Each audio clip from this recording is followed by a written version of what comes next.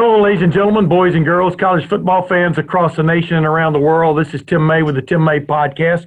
Yet another version of the Tim May Podcast. I keep having friends, I call them friends of the family on, because a lot of the people I have on here I've known for years, decades, plural decades.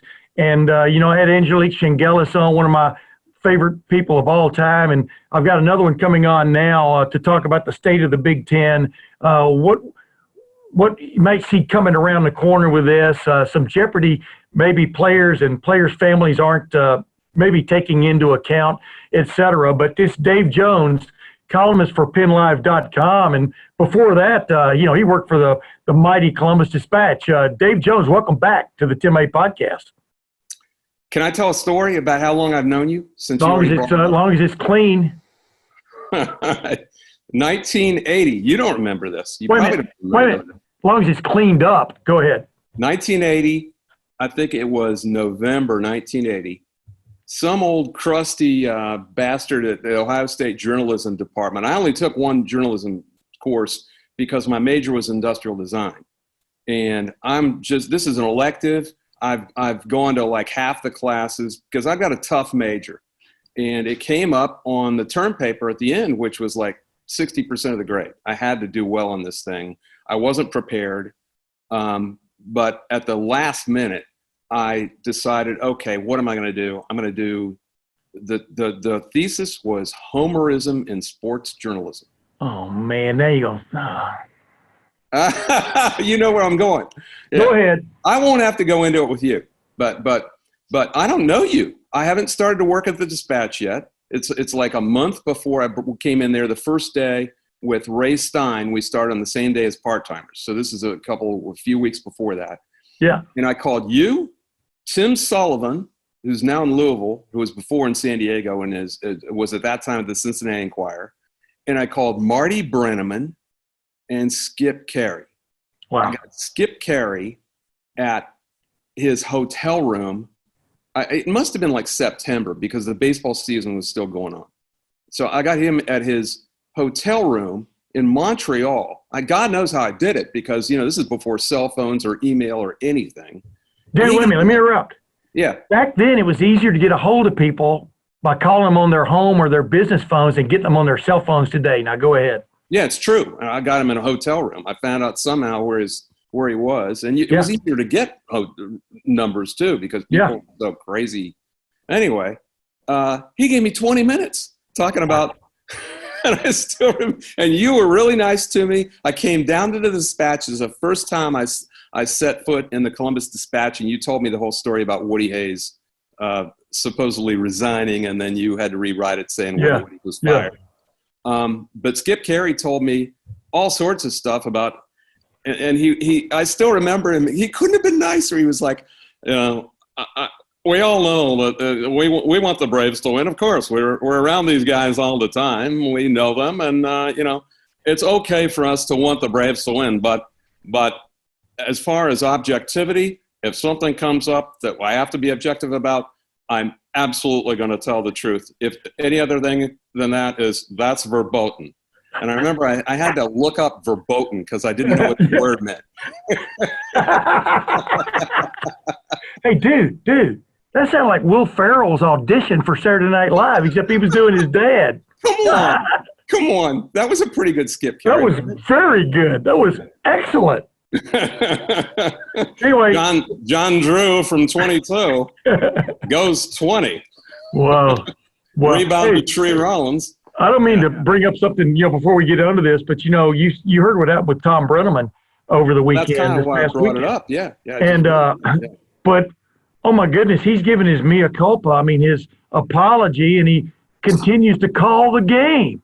That was stunning. And I've met Tom Brennaman a few times. I always thought he was a nice guy. He was a good guy. Always determine what people are based on how they treat me, But, man, one slip up anymore, and that was a major slip up. Let's put it that way. That ain't a slip up. That was a window. That was a banana peel. Into who he is, that thing. That was a banana peel to the floor. You're exactly right. And, wow. But those guys, man, they're just every night they're out there putting it on the line, and how they don't slip up even more in just like regular language is beyond Tony me. Kornheiser slipped up. The thing with Hannah Storm. That was a slip up. Yes. That was getting mouthy, and he got suspended for 2 weeks. Yeah. This was a window, I think, into who the guy was. Yeah. There's a difference between a slip up and falling out a window. You're exactly right. But, Yeah. I'm not going to make judgments one way or the other. I'm sure there were other circumstances there. One of which was your director not letting you know you were back on the air. And how about that? Yeah. I mean, there's still a 7-second delay, right? Yeah. I mean, I would think it's like so. someone left him out to dry on purpose. Yeah. Who knows? AWOL. I don't know. Well, speaking about being left out to dry on purpose, Dave, the reason my call is you've been covering Big Ten football, just Big Ten athletics is longer than I have for the most part. And speaking of being left out to dry on purpose, about Kevin Warren. Yeah. Well, now, not necessarily. Let's get to that in a minute. But just, do you think if Penn State, Ohio State, Michigan, and Nebraska and Iowa had all flexed their muscles a little bigger, would training camps being going on, or at least on those campuses right now, in on those particular campuses, but in the Big Ten right now? What is your take on the way things went down a week and a half ago? No, because you're talking about athletic directors and coaches, but the guys who made the decisions are presidents. That's what I'm saying. Yeah. If the presidents had reflected what their coaches and athletic directors thought about the situation, and by the way, some of their medical people thought this was a viable situation as long as you kept your guard up and your protocols in place. But do you think we would be covering preseason camps right now? Yeah, we would be until the season started. Yeah. I don't think this is a viable situation for colleges regardless. I don't. And I think the presidents think that. But I think they jumped the gun too. Well, I mean, why not play it out for a while? Right. I don't think they needed to make a decision necessarily when they did. And that's the thing that really rankles to me. I mean, it was like what we talked about on the phone. To me, it's so much reminded me of 30 years ago with Penn State's invitation into the league. Now that was fast-tracked covertly for a reason, because Dan Eikenberry, who was then the president of the esteemed Council of 10, which is what they used to call the Council of Presidents and Chancellors. Dude, you ought to do voices. You ought to do voices for a living. Now go ahead now. What? The Council of 10. Yeah. I need my pipe. Yeah. They needed to fast track that covertly, or they didn't think it was ever going to get through, because they knew what the ADs and the coaches would have said. There was a reason to not communicate there. There was no reason not to communicate here. Yeah. If you're going to be a leader, why not sit everyone down behind the scenes and say, look, this is what we think. We want to run it by you, even if you've made your mind up first, Timbo. Even if you've made your mind up, act like the coaches and the ADs have a part in the decision. Yeah. That's finessing a situation just smartly, intelligently, so you don't have to make your life more problematic, right? Yeah. If you're Kevin Warren. Yeah. In my mind, there was no loss in Kevin Warren doing that, making everyone involved in the decision. And then if you want to act unilaterally, as the presidents apparently wanted to, all right. You can you imagine Jim Delany allowing this to happen? Nope. In his later years. There's no way in hell. Yeah. There is no way in hell. I don't know.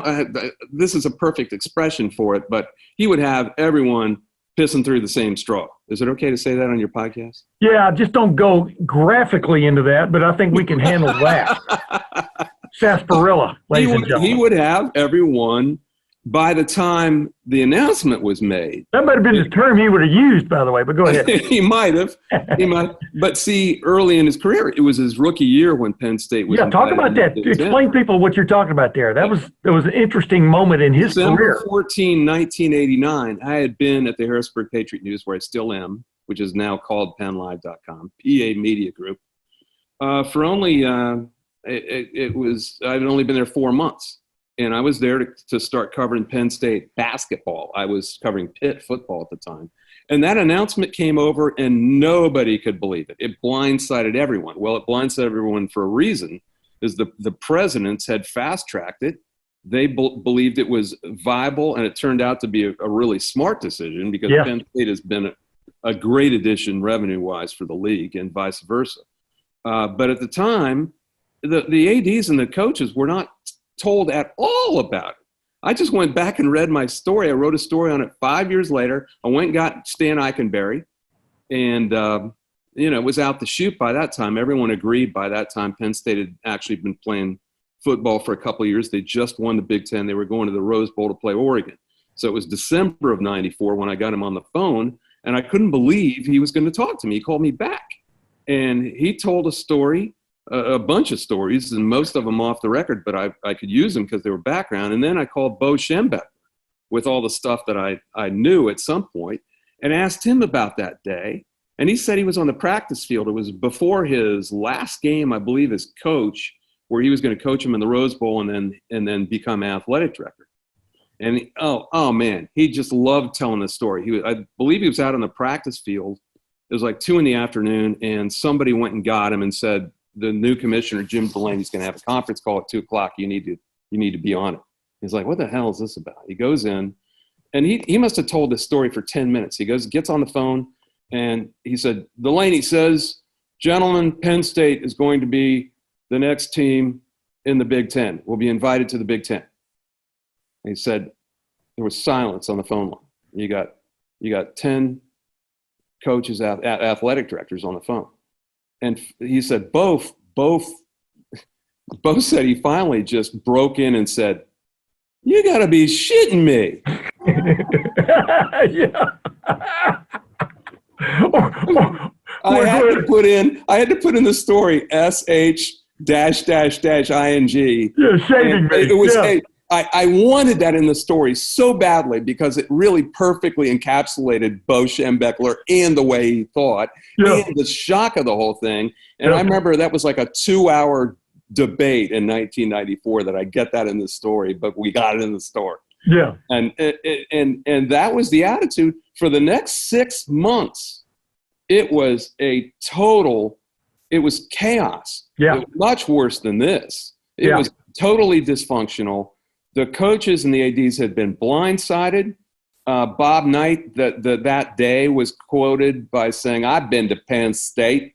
There's nothing around for 100 miles. It's a goddamn camping trip. He was pissed off. Yeah. Rick Bay was really pissed off, who was then the Minnesota athletic director. Right. And those were the 3 schools, I believe, that voted no. Nils Hasselhoff from Minnesota, Thomas Ehrlich, I believe it was, from Indiana, and Jim Duderstadt from Michigan.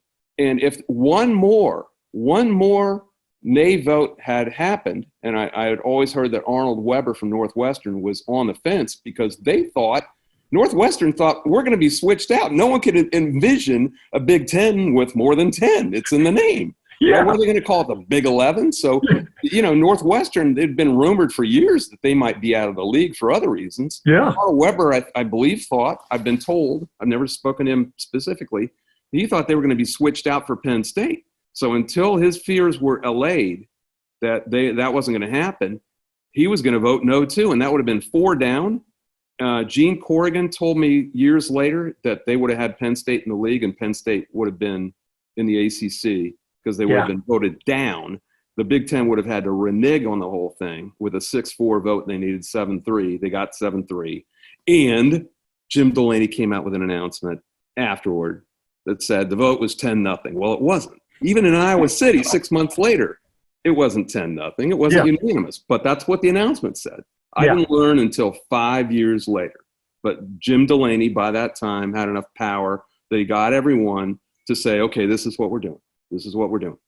Kevin Warren didn't do that at all, man. And now you got chaos. You got chaos. Yeah, but he said there was a vote. I mean, he said there was a vote in his latest treatise that he released last week. And was there a vote or wasn't there? There's a debate on whether, because I think some of the people. No one can even people who supposedly voted don't remember voting. They remember voicing their opinions, but they don't remember voting. Yeah. And so, it's kind of like, somebody sitting there going, well, I take that as a yay. Or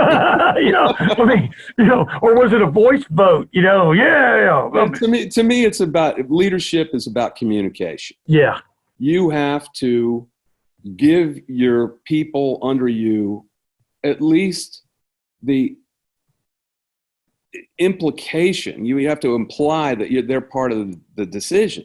You have to give them a voice, even if they don't really have one. Let them talk. Let them talk to you.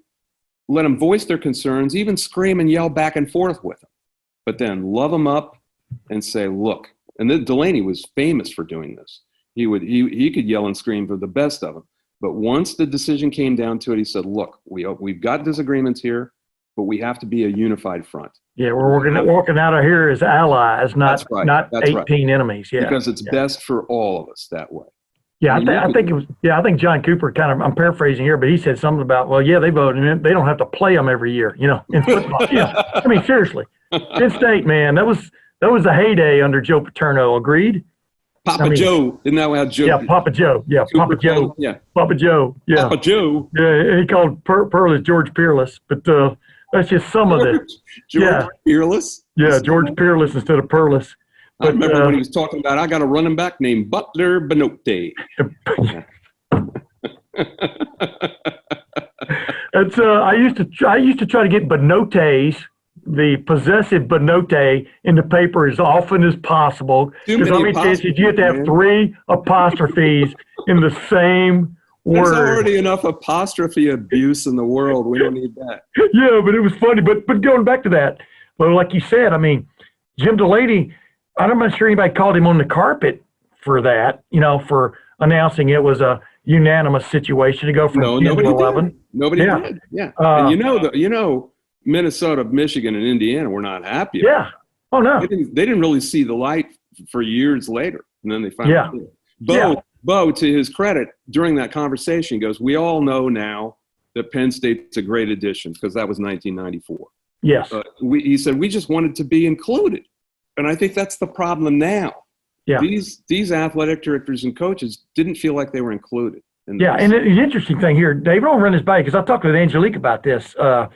Shingelis from the Detroit News. I mean, she covers Michigan, been covering Michigan as long as you've been covering, Penn State, and now is a columnist and stuff. But, the guys who were really involved in all the parameter setting back in the spring. I mean, I wrote a long time ago a story on LettermenRow.com back in March that I thought they would go to an intra-conference schedule and get rid of the out-of-conference games this year, just because it gave you a little better chance to police, your neighborhood instead of a whole city. You know what I mean? And of course they went to that. But my point was that the athletic directors were meeting 2 or 3, maybe 4 or 5 times a week at times on Zoom calls, coordinating, keeping up with what each guy was doing, what was going on at each and every school for several months. But it's like all of that kind of didn't matter based on what I'm hearing. Is that the consensus there would have been, hey, let's keep trying this. Let's maybe push back the start if we have to. We built this buffer into the schedule we just announced. Let's push. We've got some buffer there. Let's push back if we have to late September or October. But let's see what we can do. Because they already missed spring football, And if anything, people could. It's not like these people. But they weren't in on the final decision, is what I'm trying to get. It's not like these people wouldn't be prepared eventually. Yeah. For a cancellation this season. Right. Exactly. They put in all this effort, expended all this time and effort. Money. Well, but it's sweat. Yeah. It's sweat equity into doing this as they were told to do it. And then it was like corporate headquarters just pulls the plug. Everyone hates working for an organization like that. Yeah. You're given a plan, you work like hell to implement the plan, and then as the plan seems to be bearing fruit, even if it's ultimately not going to work, and I don't think it was going to work, but you gotta see your plan come to fruition, or it's poor leadership.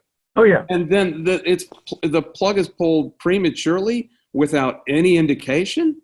Of course, everyone was upset. Oh yeah. And the SEC is plowing into it as we speak. I agree with you.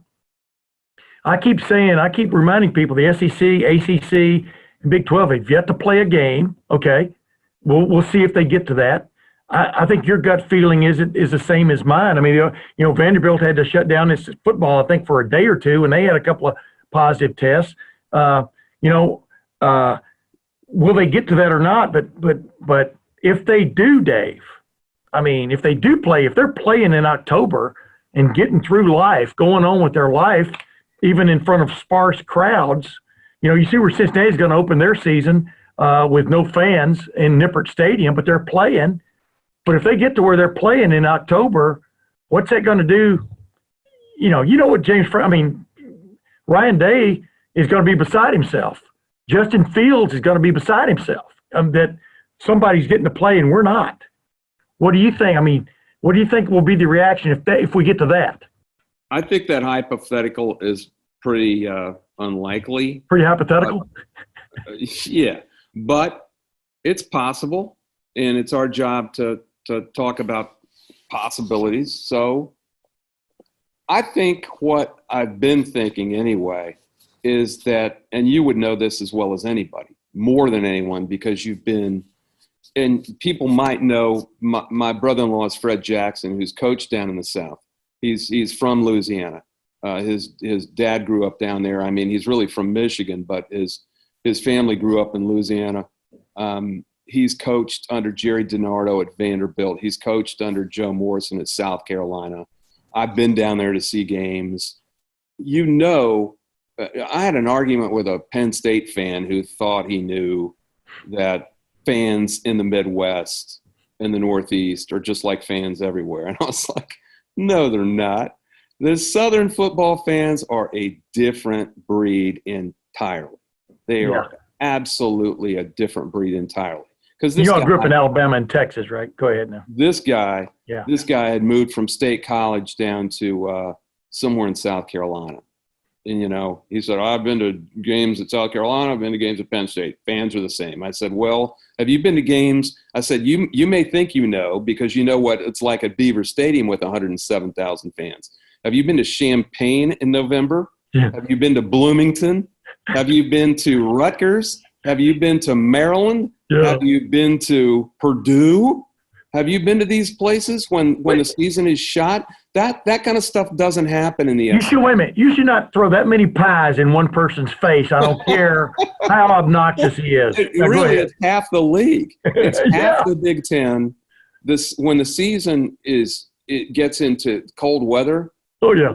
Half the schools are thinking about basketball season. That is not true in the South. Anywhere in the South.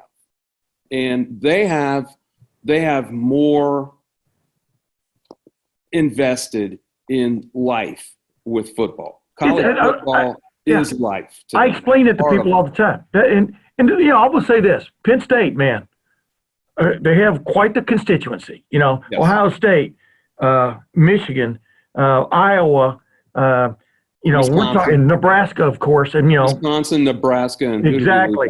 I mean, half the league. But it's part of. I remember growing up as a kid, man. Football season, I'd get depressed when football season was over. You know, I mean, and you know, you're not. You know, you're pretty much a man of the. You're pretty much a cosmopolitan kind of man. But I was a football. I mean, I loved football. And I grew up selling Coca-Cola and hot dogs at Ohio Stadium. I know, but you did that for money, not. I mean, you did that for money, not for passion. No, I'm just messing with you. You know, I'm messing with you. But I mean, my point was, there are people like that who are way over the top. I mean, Updike, Harvey Updike, he lived in Lufkin for a while. You know, the guy, the poison tree thing. He lived in my hometown in Texas for a while. He was a friend of my big brother Ben. These people they live and breathe it, and to take it away from them is a little bit of a slight tragedy. But you still got to be. Bottom line, you got to be safe, right? I mean, you've got to. Yeah, but to get back to the point I was about to make is that those people are going to give it every single possible chance to succeed. Yeah. Because it's part of their life, man. Good point. And not only that, but if it comes off, you're hypothetical. Yeah. Even if they get into November before pulling the plug or late October, those people will have proven beyond a shadow of a doubt to people like that fan I was arguing with that the sport matters more in the South. Yes. But some people think they don't really realize up in the Midwest and the Northeast. They've never been down there. They don't understand. Yeah. And that is going to make college football more of a regional sport than even it is now. And I think it's becoming a regional sport, man. And that's sad to me because I grew up in the 60s and 70s when college football was a national obsession.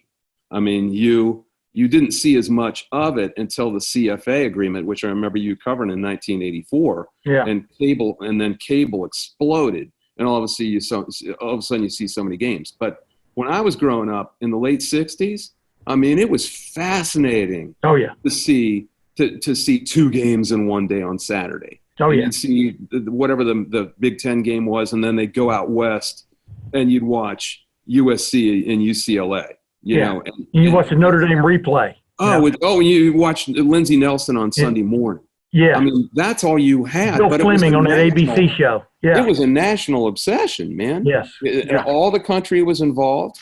I don't think that's going to be true much longer. I just don't. I think it's becoming a Southern sport.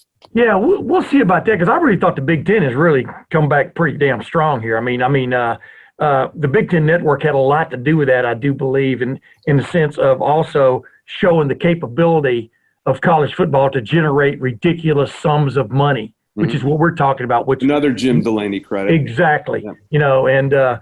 But let's get back to what you and I were talking about something else. I mean, because you and I could sit here for 4 hours and just keep going off on these. Let me just say one thing is what I think is that it's going to make Southern recruiting even. If in fact it comes off like the hypothetical. And they already have the mother lode down there. Yeah. And the entire Gulf Coast is the mother lode of all talent. And they already own that. I think you could see Northern kids going down south to play more often. And that'll kill it up. But let me ask you this. But let's get to this. I mean, this is what is really just striking right now is in this episode also in our lives is Bill Hancock. They put out a press release as we talked today, saying when they were going to release the first college football playoff rankings. I think early November, if I remember correctly. All the way, the final one will be December the 20th. My point is, life is going on, without the Big Ten and the Pac-12. Of course, they weren't even in it, Big Ten and Pac-12, for 2 years there at one point. But my point is, they're going on. Big Ten NCAA has no say. The NCAA has no say in this when it comes to major college football. There's nobody sitting at the top saying, "Are you kidding me? We can't have 3 conferences playing and 2 not playing. Are you kidding me?" Yeah. No. That's where we're at here. That began to end in 1984. Yeah, it did. That was when the NCAA started to lose their grip, and now they have no grip at all. So where does this go? Where does this go? In 2015, when you notice how the guys on ESPN call it the Autonomy 5. Yeah, because they became the Autonomy 5, not the Power 5 as we call them. Yeah. When they gained autonomy from the NCAA in 2015. Yeah. And really, the NCAA just acquiesced and said, we'll let you set your own rules and do whatever the hell you want. And at that point, there was no one to oversee the whole thing. There is no grand czar of college football.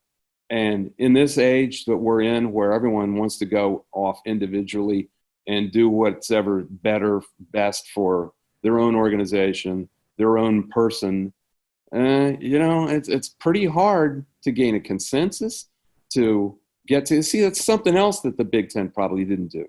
I don't know, and this is what James Franklin said, that I don't know that we, meaning the Big Ten, gave it our best effort to all of the power conferences get together and decide a uniform protocol, a uniform standard of what we want to do, how long we're going to wait, and be together as 5 power conferences together in this decision. Correct. And he said we might have tried a little, and it might not have worked, but we didn't try hard enough. And that's what's really missing. I mean, if everybody got on board and say, "Hey, we're kicking this back to late December, January. We'll play 10 games then we'll get to." I mean, for 1 year, we're not talking about the rest of our lives. Yeah. But they couldn't do that. I mean, they have to. It's always a competition. You and I have talked about this a million times. The NCAA rule book is that thick.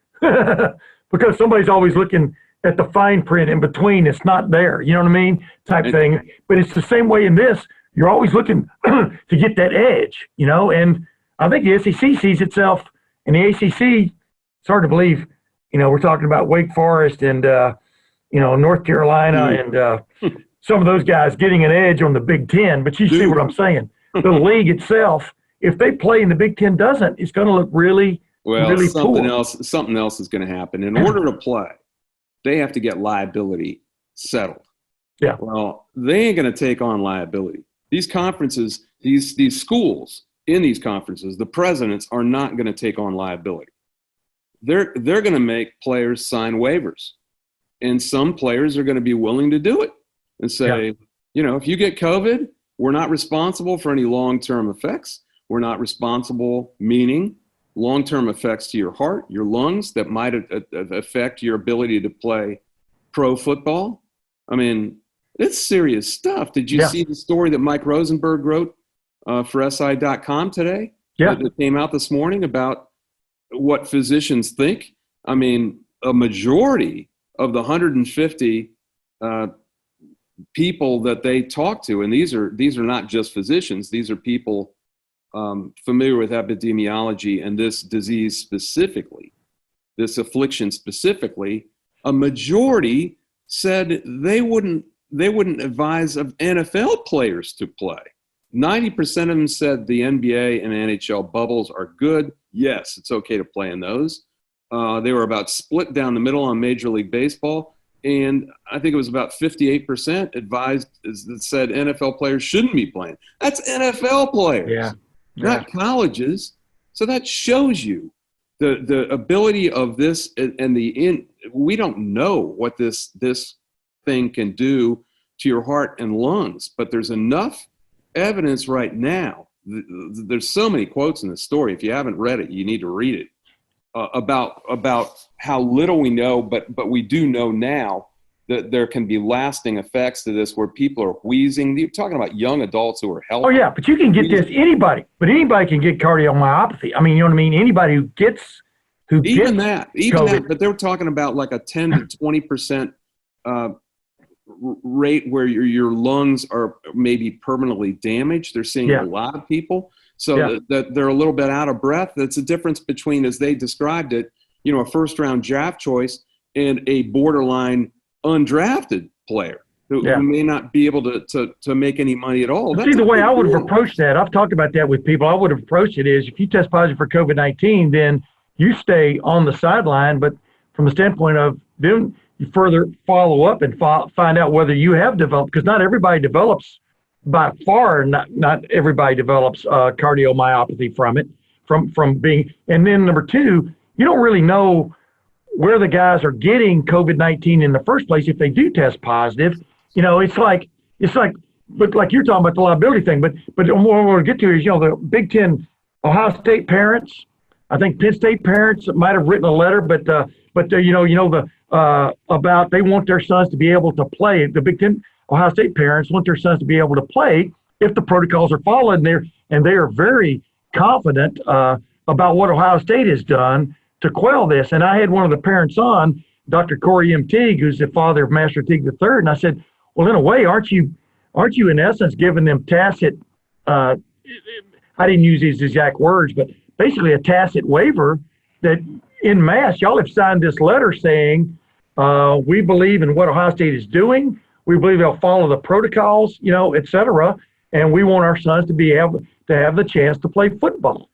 And then if you follow up and the son then agrees, it's kind of like, I think a court of law, or a good lawyer would take that and go, they gave their in essence, waiver that they're not any more concerned about that than they're very much concerned about their kids are getting concussions. All these other things that you can get from football, they kind of approach it in kind of the same manner, in essence, anybody's career can kind of come to a slow or screeching halt in football, at any moment. That you've been covering games as long as I have. There's a learning curve on everything. Correct. And we're 7 months into this thing. Correct. Where we were decades into supposedly knowing about concussions, and until we discovered how we didn't know about concussions. Yeah. Until a few years ago, And now everyone's much more enlightened about what the risks are. And you see a lot of parents not letting their kids play football, not letting their kids play youth football who might have before. So you're telling me that these parents know what they're doing? Well, if they want to give their approval, hey, they ain't my kid. Yeah. They ain't my kid. Okay. Yeah, but a lot of these parents, they actually play football themselves, the fathers, et cetera. And, they've long understood the risks. They've watched their kids come up through Pee Wee, high school, et cetera. I mean, and you know this too, Dave. Every athlete has its own special ilk. Football players most of them don't think like you and I do. No, they don't think about risk either. About risk. I remember asking Brian Hartline that you were the kid, when you were a little kid, you're the guy that went off the 10-meter or platform at your local school when you were 3 years old. Yeah. You were the kid in the group and said, watch this. Yeah, watch this. Oh my goodness. I was a kid that did watch, by the way. But it's, so I don't know where I'm just confused on where you do come down in this because, in Ohio, they're about to play football this weekend. Indiana, I was over at the Indianapolis 500 this past weekend. They opened up. There were several schools that didn't play because of a COVID outbreak or whatever. This is where I land on it. I just want people to know what the risks are. Yeah. I want them to know the liability risks, and I hope they know the medical risks. Yeah. And it's not about dying. Yeah. It's about long-term damage. Yeah. Quality of life. Might lessen their kids' ability to make money at this sport, and it's about paying for long-term damage. Yeah. I mean, people think that universities, their health plans are going to pay for it. No, it ain't going to pay for long-term damage. Yeah. In fact, there was a waiver run around Penn State until they rescinded it, saying that any activity at Penn State, you're liable. That it's you were, and that had to mean football or any other sport. That if you get COVID on this campus from going to school or any activity at the school, that you assume all risk. Now that is that's null and void now. But I mean, this is stuff that's been flying around. I just want these parents and these kids to know what they're dealing with, and if they want to play, they can play. All right. Of course, Big Ten. I know you've got other obligations coming up. So let's just get to this real quick. When does the Big Ten next play football in your mind? You've covered Penn State a long time. You know what it means over there.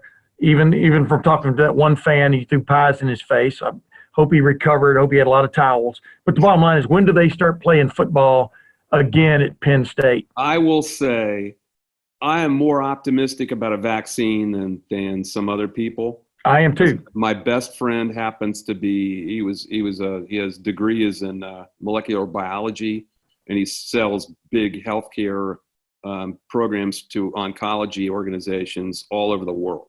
So he's really up to date on the stages, the 3 stages of the different vaccines that are going on now from all the different companies, AstraZeneca and Moderna and J&J and all of them. And he gives me periodic updates. I believe a viable vaccine may be possible by February, but I don't think by January. Yeah. That's the way it seems to be timed. That's just a best guess. You're asking me, so I'm saying. Yeah. I think March, not January. I think a lot of these coaches, like Ryan Day, wants to get this super team on the field before they all go to the NFL. Well, yes. I don't think football in January is viable anyway. I think a shortened season, both from March to May, like 8 games, and then from October to December, 8 games, is viable. And I know Urban Meyer said, no way that's happening, no way. Well, I don't think he was talking about 2 shortened seasons. And I think you need to do that to protect the players. I don't think he was talking about 16 games in a calendar year. He was talking about 22 or something. Well, no, you're not. He was talking about 2021 playing that season as scheduled, And no one would do that. But of course, but I mean, there are contracts. You're going to have to alter both seasons. And I think you have to play in weather that's you can't be flying guys to domes. Yeah, I know. That's crazy. Yeah. You got to be able to play in the weather where you are. Well, March to May, I looked at the numbers. You know, I'm kind of a closet meteorologist, and I got all these Penn State meteorology buddies, and it's a huge meteorology school. It's almost like Oklahoma. Yeah, you know, big meteorology school. And March pretty much equals November weather-wise, and May equals September. Yeah. I mean, weather is much more bendable. I think you're just going to have to say bye-bye to the 8 or 10. What do you think at Ohio State, 8 or 10 guys going to the NFL? Probably. Yeah. I think you're just going to have to say bye-bye and bring up the next group. They got enough guys. Tragedy is not the right word here because nobody at Ohio State There's no tragedy. It's just that Ryan gotten Day's not going to get that super. I know. But man alive, it's kind of like I liken this to the 2015 team. Now, it did have that one ridiculous loss to Michigan State, but I'm telling you, this was going to be a team for the ages for Ohio State. It would be like an SEC team, you know? Yeah. I mean, this was going to be a team for – they're going to have the best quarterback in the country, I think, in the final analysis. Trevor Lawrence might give it – but my point is the offensive line was going to be ridiculous. They were going to be great. Yeah. And that offensive line has been really good the last year or so. Yeah, but this year and a half. But the core group they got back and the guys they got, I mean, almost everybody across the board except one guy is a 5-star, and he would have been if he hadn't transferred high schools. I'm talking about Thayer Munford. But I digress. Penn State would have been right on their butts too. Yes. I mean, they were going to be as good a team as Franklin's ever had, and it sucks. But we already lost Micah Parsons. Yeah. Micah Parsons opted out simply because he didn't need this noise, you know. Yeah. He didn't need it, and I think a lot of the guys. Do you think that some of these guys would play in January if it got to that? I think a lot of those guys would opt out. That's what I'm saying. Here's the thing I'm getting to here. We just talked about the college football playoff. January. We talked about the college football playoff. You're going to start your season the same weekend the college football playoffs playing their championship game. You know what I mean? I mean, that's how crazy it could be. You're saying if they played in January, but I'm just saying what are you playing for? January. Yeah. I'm just saying if you get to January, and these guys are going to be drafted. They're going to be going, yeah, I don't know. I just threw that out there because that's my point is what are you playing for? I mean, the Heisman Trophy probably is going to be decided. The championships are going to – I mean, what are you playing for? And like I told Angelique, it's more like a glorified spring practice. Timbo, why are they playing now? Yeah. They're playing for the money. They're playing for the TV contract. Everyone's playing for the money. The players are playing for a chance to get the NFL. Yeah. The schools are playing for the TV money. It's all money. I mean, and they'll get better rates. Very frankly, and this is the last thing, because I do have to go. I'm going to be on a Jack Ebling show in East Lansing. Way to give him a plug. Go ahead now.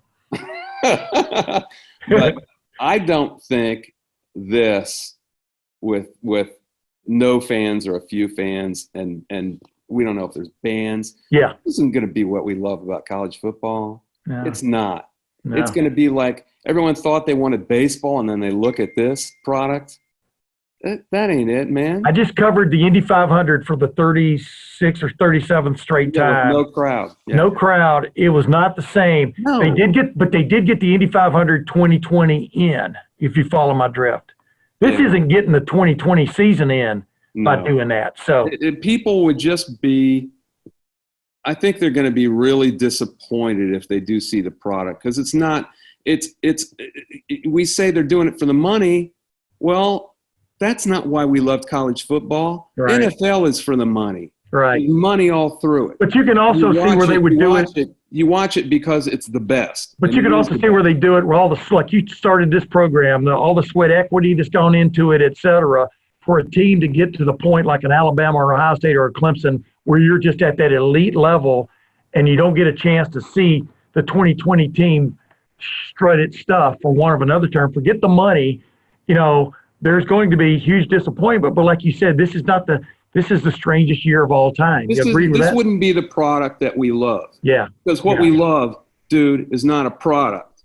It's an experience. Yeah. What we love about it is the experience. Yeah. The crowd. The band. If you go to the Horseshoe or you go to the Beef and you see that and you see the end of the games like we have seen between Penn State and Ohio State, but incredible games the last 5 years. Oh, yeah. 16 and 17 and 18. all in a row were just amazing. Yeah. And it raises our levels as writers. Oh, yeah. I mean, this is what we live for. You just got me fired up.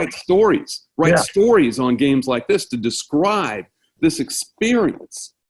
This ain't gonna be that. You just made the hair on the back of my neck stand up. Go ahead. We love it, man. Yeah. People think we don't love it like they love it. We love it at least as much as they love it. Yeah. But this ain't going to be it. You know why? Because we put up with a lot of you-know-what to get the coverage. How about riding with leaf blowers going? Yeah, exactly. Or how about that night when a couple consummated their love on the O in the middle of the stadium, Ohio Stadium, one night when they thought no one was looking except what? About 150 sports writers up in the. Weren't you out there kicking your field goal? Weren't you out there kicking your ceremonial field goal? Yeah. Anyway. Hey, Dave, it's always a slice, man. Appreciate you coming on the Tim May podcast. Ladies and gentlemen, that's Dave Jones, and you're missing a treat if you don't read him religiously at PennLive.com. This has been another Tim May podcast. Thanks for joining us.